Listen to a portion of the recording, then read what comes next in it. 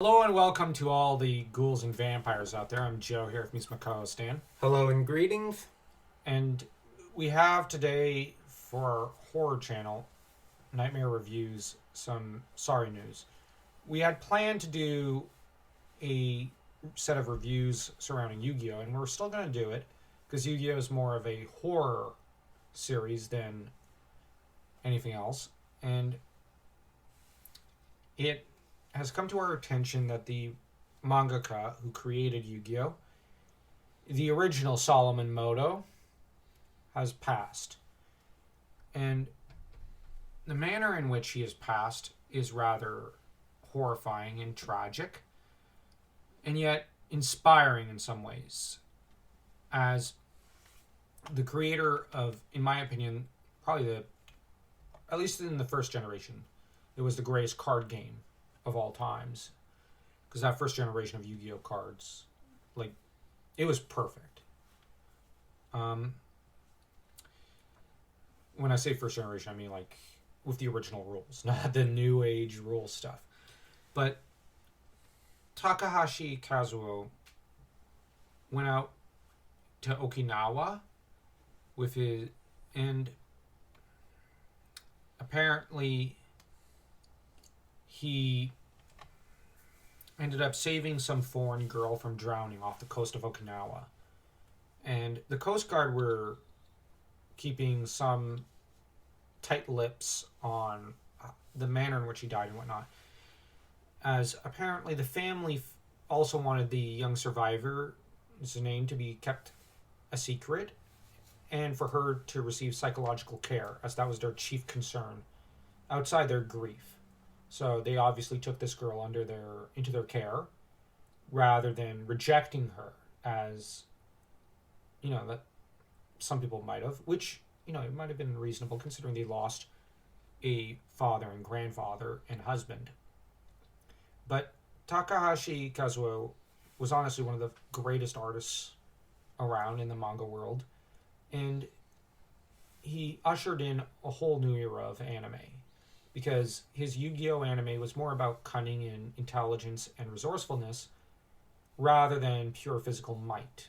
Now, there's a place for purely physical series like Dragon Ball, Yu Yu Hakusho, and whatnot.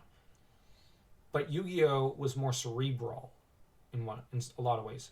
In some ways, it was a precursor to the cerebral type of series that Death Note later was. Except Yu-Gi-Oh! Was in some ways even more horror, with the Shadow Realm and everything. Takahashi had a huge involvement in a lot of his projects and different adaptations, apparently, and with his card game, and was involved in all sorts of board games and different games all around the world, and with digital publications of his franchise. But what was a recurring theme in his series, and a lot of his franchises, was that of rescuing a friend from drowning. It was treated like the most heroic thing imaginable, as in the case of, say, Yugi and saving Joey, or Tristan saving Yugi and Joey, or Joey saving Tristan at a few points. Characters saved each other from drowning a lot. And it's a little ironic and sad that Takahashi died in the same way.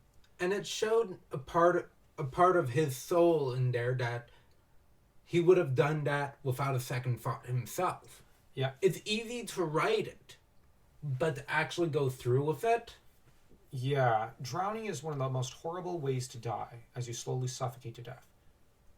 And he, a 60-year-old man, threw his life away in a heartbeat to save a young girl that he did not know. He had no idea who she was, apparently, according to Kyoto News. And he just dived out there without a second thought to his own safety, saving a young girl from drowning. This is heroic. This is beautiful in a lot of ways, because yes, the world lost one of the greatest artists currently alive, but look at his heroism.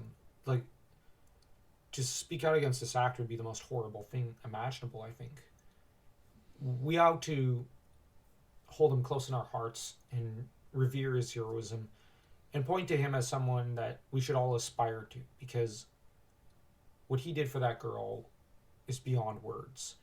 And the fact that the family is more concerned with her psychological care than almost their own grief is incredible.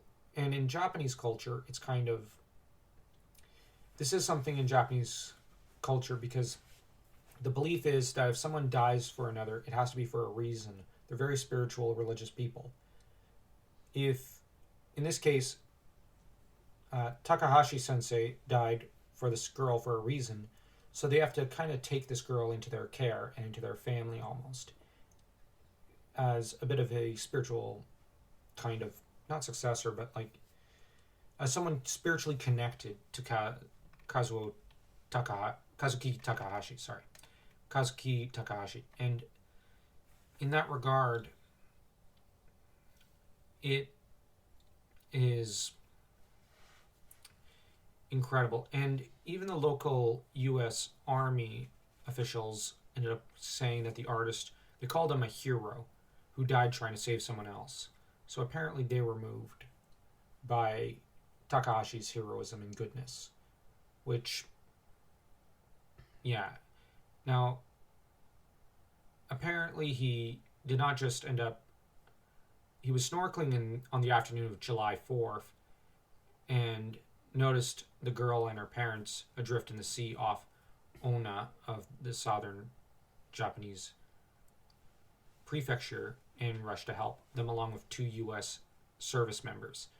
So, yeah. So her and her family were saved thanks to him. So that's, wow, that's something. And we got to bear in mind that his card game won a few Guinness World Records as the best-selling trading card game in the world. He sold more than 40 million, digital copies of his franchise. He sold so many millions of his copies. He was a millionaire, let's be honest. And unlike a lot of millionaires out there, he still had the heart to go out there and risk his life and died trying to save a young girl and her family. Truly, he had the heart of the cards. So, they say that there's a part of a writer that's in their creations. He showed there's a part of his characters, a part of his children in those characters. That was directly taken from him and his greatness. Yeah. Apparently his corpse was found 2 days after he had drowned. But apparently he's been, I think, properly, he's received the proper funerary rites and whatnot. And good. The bereaved family have taken the girl into their hearts and are more concerned with her psychological care. And from what the article implies, they may end up paying for her therapy. So this family is obviously good people. So if, for what it's worth, if you're of a religious mind, pray for that girl and her family and for the Takahashi clan, because, yeah. And if you're not, do what you feel best and cope however you feel best. But this was a manga probably like no other. This was true heroism. Anyways, we're not going to stretch the video out any further.